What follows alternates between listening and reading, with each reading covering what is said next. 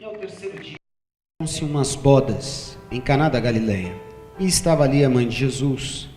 E foram também convidados Jesus e os seus discípulos para as bodas.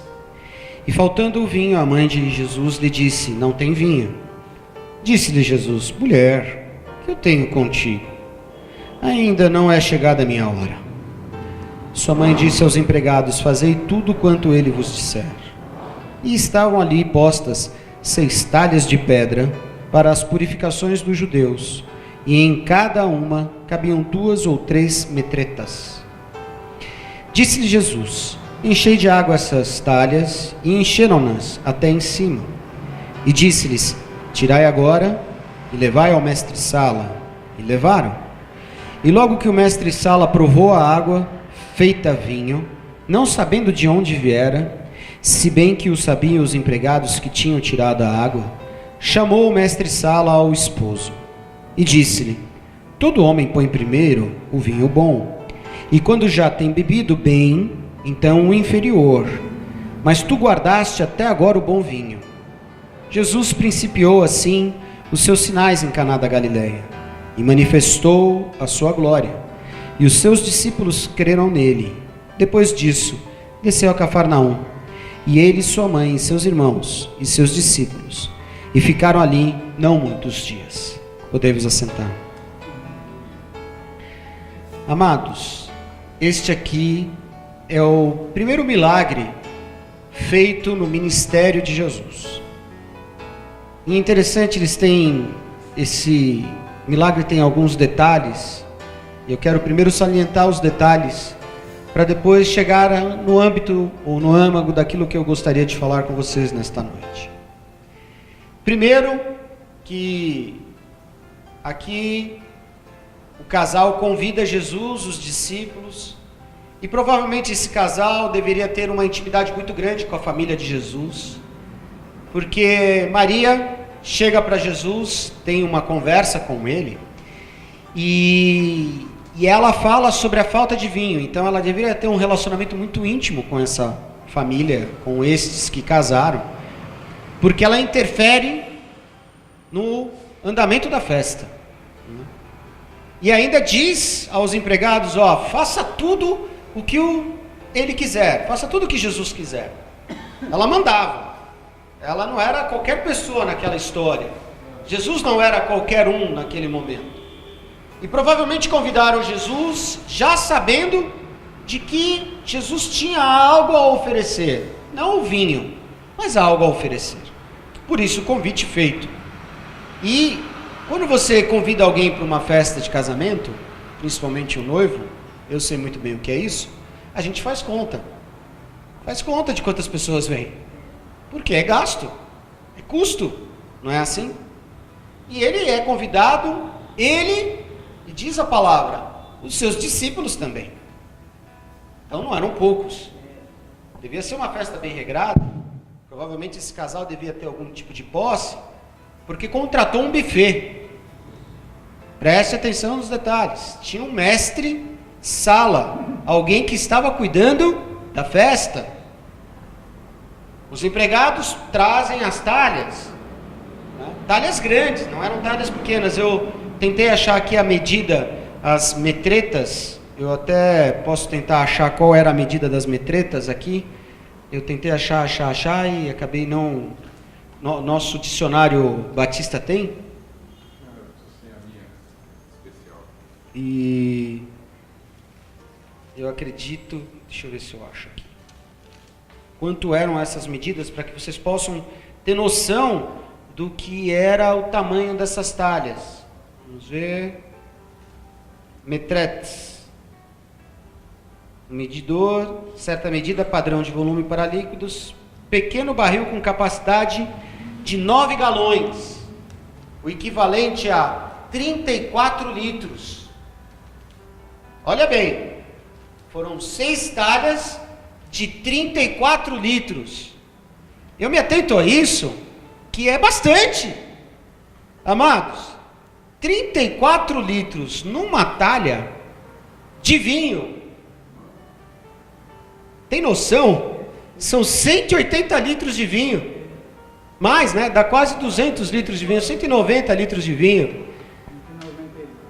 Mesmo que você pense, como o brasileiro pensa, fazer uma festa com 190 litros de chopp, é chopp para dar com pau, não é verdade? Agora imagina vinho.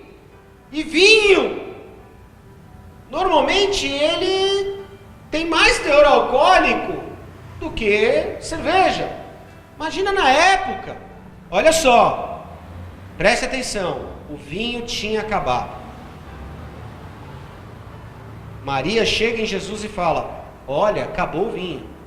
Ele já repreende ela: não é hora ainda, calma. Ela vai lá dar ordem aos empregados: olha, faça tudo o que ele quiser, na hora que ele quiser. Aí trouxeram as 6 talhas, ele transforma a água em vinho, levam ao mestre sala, levam aquele que estava cuidando do buffet, né? O mestre bebe o vinho e diz: olha, esse vinho é melhor do que o que você já serviu. Já tinham bebido. Imagine como é que estava essa festa. Ela não era uma festa pequena. Muita gente.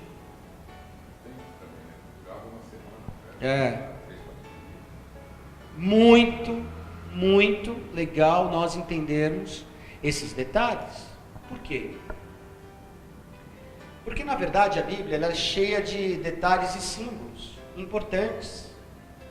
Jesus transforma essa água em vinho, óbvio, e a gente sempre utiliza isso no casamento, né? O texto base para casamento, quando nós vamos fazer, um pastor normalmente quando ele aprende no seminário, ele aprende a fazer casamento com esse texto, né? É o primeiro texto que a gente fala sobre casamento, é este. Por quê? Porque ele fala de uma palavrinha importante aqui, a transformação de água em vinho no casamento, que é a formação da família, quer significar a questão da alegria. Por quê? Porque hoje, mais do que nunca, nós estamos vendo que as pessoas estão perdendo o quê? Alegria. Alegria de vida, alegria da forma de viver. E nós, como cristãos, precisamos entender que precisamos ser pessoas alegres, festivas, diferenciadas, não mórbidas, não tristes, depressivas, arrebentadas. E eu vejo hoje que os casamentos, mais do que nunca, são casamentos tristes. Casamentos que perdem sua alegria. Perdem sua alegria porque deixam de convidar Jesus para a sua vida todos os dias. Ele é todo cheio de simbolismo, esse texto. Mas eu quero que você entenda algo aqui. No verso 10 em diante, ele diz assim: e disse: todo homem põe primeiro o vinho bom. Aqui é o mestre Sala falando. Quando já tem bebido bem, então o inferior. Mas tu guardastes até agora o bom vinho. Ele está falando aqui com o esposo, que é já o casado, o noivo que já se tornou casado. E aí ele vem e o evangelista relata: Jesus principiou assim os seus sinais em Caná da Galileia. E, não sei como está na sua Bíblia, mas na minha está escrito: manifestou. Como é que está na sua? Manifestou? Manifestou? Manifestou. Na sua também, Luiz? Pode ser que em outro texto, vamos ver aqui nessa Bíblia aqui, que eu não gosto muito de utilizá-la, mas ela provavelmente deva ser diferente. No verso 11, Jesus fez seu primeiro milagre em Caná da Galileia e assim ele revelou, né? Aqui diz, manifestou a sua glória. Em outros diz, revelou. Mas se nós formos buscar essa palavra, ela quer dizer tornar-se conhecido, tornar-se efetivo e mostrar-se às pessoas. Jesus manifesta seus sinais. Jesus torna-se conhecido os seus sinais. E aí quando eu paro para pensar, manifestou os seus sinais, e aí, propriamente dito, Davi citou aqui quarta-feira o texto que nós podemos fazer obras maiores, não foi isso? Ele falou isso. Eu acho que uma das coisas que a gente precisa manifestar na nossa vida é a nossa alegria de viver, tornar-se manifesto a nossa alegria. Qual é a nossa alegria? Jesus. Jesus em nós. Jesus para as pessoas em nós. Quando nós falamos que somos cristãos, pequenos cristos na terra, nós precisamos mostrar às pessoas que somos alegres porque temos Cristo. Porque Cristo é nosso Senhor, porque Cristo é nosso Salvador. Não é à toa que o primeiro milagre está demonstrando para nós transformar água em vinho, para que nós possamos ser alegres. Sermos pessoas diferenciadas num mundo tão difícil, num mundo tão complicado, num mundo tão abatoleado, num mundo tão entristecido. A gente abre o jornal, eu leio o jornal todos os dias pela manhã, eu assino o jornal, eu leio porque eu quero estar informado, eu me sinto informado. Amados, quando a gente lê a parte internacional do jornal, queridos, você não tem ideia do que está acontecendo no mundo. O Brasil já está terrível. O Brasil entrou nesses dias numa guerra, na qual é uma guerra velada, que nós não estamos participando ainda, mas eu acho que vai sobrar para a população, que é o PCC contra o Comando Vermelho. Não sei se vocês sabem disso, está acontecendo essa guerra. Mataram um traficante lá no Paraguai e agora está acontecendo a guerra dentro dos presídios. O PCC está inclusive fazendo um relatório de quem é do Comando Vermelho nas penitenciárias paulistas, para pressionar o Comando Vermelho, mas mais do que isso, eliminá-los. Vai ter uma grande série de mortes. O Brasil não tem mais domínio sobre a sua segurança. Nós já não temos mais domínio sobre o que acontece no dia a dia. Vamos para o mundo. Hoje no Brasil, vem haitiano para cá, a rodo, venezuelano para cá, boliviano para cá. Por quê? Porque esses países estão passando fome. Não tem papel higiênico para se limparem. Quando nós olhamos para o Oriente Médio, que é o reloginho da nossa vida, onde está Israel, nós vemos uma Síria totalmente destruída por um Estado Islâmico que estão matando crianças, enterrando crianças vivas porque elas se dizem cristãs. Você vai para uma Europa e chega na Europa, terrorismo. Você vai para os Estados Unidos da América, o país mais rico do planeta Terra, estados e estados totalmente racistas, matando negros à torta e direita, polícia. Um candidato a presidente americano, louco, vou fazer um muro, eu não quero saber de mexicano aqui, é tudo estrupador. É isso que ele diz. E aí, se você prestar atenção, o mundo está perdendo a alegria de viver. Eu não vou nem falar para a África então piorou, né? Se a gente falar de Etiópia, se a gente falar daquele outro país que eu esqueci o nome agora, estão morrendo de todos os tipos de doença, ebola, e crianças sendo, elas morrem, elas são comidas pelas aves.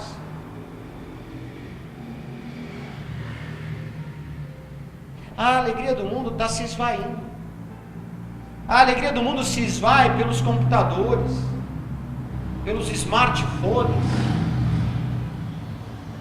Amado, eu fico olhando para o meu filho, o João Pedro. A minha esposa chega em casa.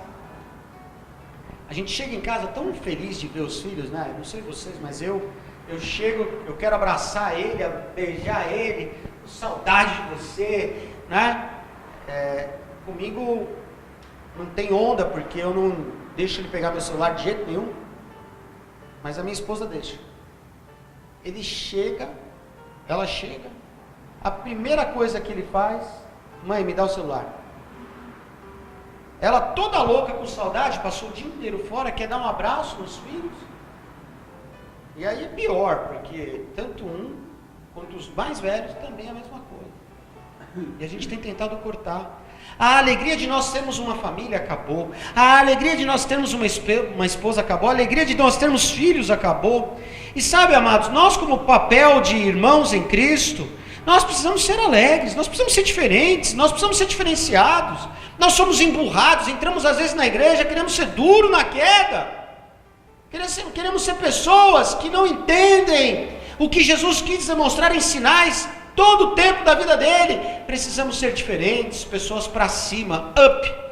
Pessoas que realmente, quando a gente olha, dá vontade de estar ali. Olha, é gostoso ver o sorriso.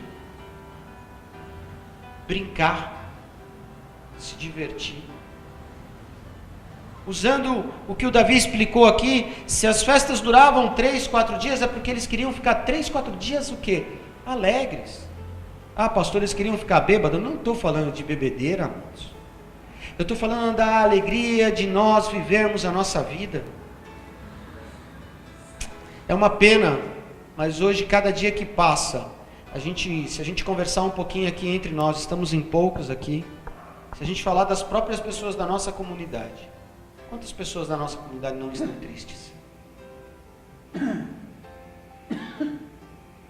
Eu achei super interessante quando o Luiz perguntou à irmã Anice, o que Jesus faria com a pessoa? E a irmã Anice respondeu, eu colocaria ela no colo e diria que eu a amo. Olha que lindo. Será que quando uma pessoa entrar triste aqui, a gente vai abrir um sorriso suficiente para demonstrar para a pessoa que há a oportunidade de ela ter alegria na vida ainda? Será que nós somos pessoas que são alegres, que quando voltarmos para a nossa casa hoje, a gente vai voltar com alegria? Porque a palavra do Senhor diz que a alegria do Senhor é a nossa força. Qual é a alegria do Senhor? Você já parou para pensar, qual é a alegria do Senhor? Davi, qual é a alegria do Senhor? Qual é a alegria do Senhor? Nos vermos salvos. E quando nós somos salvos, ser salvo, tem dentro desse ser salvo várias competências de vida. Primeira delas, vida. Jesus diz em outra fala dele, olha, eu vim para que tenham vida, e vida com o quê? Abundância do quê? Vida. Mas o que é vida para nós? É a nossa rotina? Eu acho super... Eu sempre brinco muito com o Davi porque ele não liga. E aí, eu acho super interessante, quando o Davi está louvando ali, eu me sinto feliz, alegre. Porque, amados, se vocês já perceberam como o Davi louva, é interessante porque ele se entrega ao louvor. Às vezes eu vejo o Davi e ele fecha os olhos e ele... Estou errado? Por que isso? Porque ele tem a alegria de louvar a Deus. Ele tem a alegria de servir ao Senhor. Anice, Josair, quando vem aqui na oração, tem a alegria de orar, de interceder pelas pessoas. Eu tenho uma alegria de pregar, mas se deixar, eu prego todo culto. Eu sou fominha. Eu amo pregar. A minha alegria de vida, eu gosto, eu dou oportunidade, mas eu gosto. Se deixar, eu não abro mão. Não abro. É minha alegria. É a alegria de ser usado pelo Espírito Santo. É a alegria de nós entrarmos aqui, mesmo num dia triste, num dia de uma morte que a gente teve, a gente poder ter a certeza que Jesus está em nós e que nós podemos demonstrar Jesus às pessoas. Hoje a gente olha para as pessoas da nossa comunidade e a gente vê essas pessoas tristes. Eu cito 2 pontos. Uma por elas mesmas, porque elas se entregam à tristeza. E talvez um segundo ponto que eu acho duro é nós não sermos alegres o suficiente para demonstrar a elas que ainda tem um lugar que pode ser alegre. Amados, eu quero dizer uma coisa para você. O nosso culto tinha que ser sempre uma boda de Caná. Sabia? O nosso culto tinha que ser assim, alegre o tempo todo. Porque o que o mundo precisa é alegria. Se você pensar no lado oposto, que é a tristeza, não é? As pessoas vêm aqui, é óbvio, a gente tem que dar às vezes uma palavra de correção. Eu me lembro uma vez, porque eu estava dando uma palavra Deus tinha me dado uma palavra de correção, estava pregando lá em Caraguatatuba, e o irmão lá atrás da igreja cheia, virou, gritou bem alto: tá doendo, mas tá bom. Aí a gente começou a dar risada. Até quando está doendo, a gente pode rir. Até quando está problemático, a gente pode sorrir. Sorrir para aquilo. Olha, eu vou sorrir porque eu sei que Deus pode me trazer um tempo novo. Eu sei que Deus pode trazer um tempo novo para a nossa vida, amém? Para a nossa casa, para os nossos sonhos, para os nossos desejos. Leve em consideração tudo isso aqui. Eu fico imaginando 180 litros de vinho. É vinho, hein? E era o melhor vinho. Não era vinho qualquer, não. O mestre aqui, o mestre Sala diz: você deu o melhor vinho antes e deixou o inferior primeiro. Amados, a nossa vida era inferior antes de Jesus, mas ela se torna melhor depois de Jesus. E é isso que a gente precisa levar. Levar isso todos os dias para frente. Quando eu tive, que nem o testemunho que eu contei, como o Luiz contou, eu olho, puxa, Deus ainda tem dado graça para nós. Amém. E eu espero que a gente aumente pelo menos os 2% que o Davi falou, e a gente consiga pelo menos uns 3%, uns 4%, levar mais pessoas aos pés de Jesus. Porque, amados, eu sei que está difícil hoje, está muito fácil, tudo está muito fácil. Está fácil para a pessoa.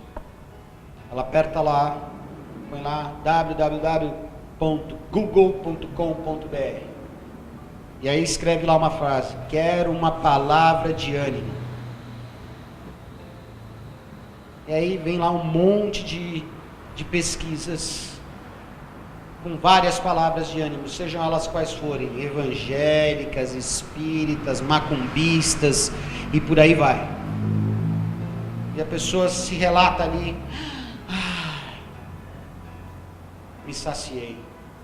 Nada sacia igual a Jesus. E nós temos isso. E às vezes a gente se torna triste sem mostrar a alegria de Jesus. Que a gente mostre a alegria de Jesus. Porque eu creio que o Senhor fará a diferença. Amém? Pai, faça a diferença em nós. E que traçamos um plano, Senhor, de vida assim, alegre. Que não seguremos mais os pesos das tristezas na nossa vida. E que seja tudo diferente. Para a Tua honra, para a Tua glória, para o Teu louvor, em nome de Jesus. Amém e amém.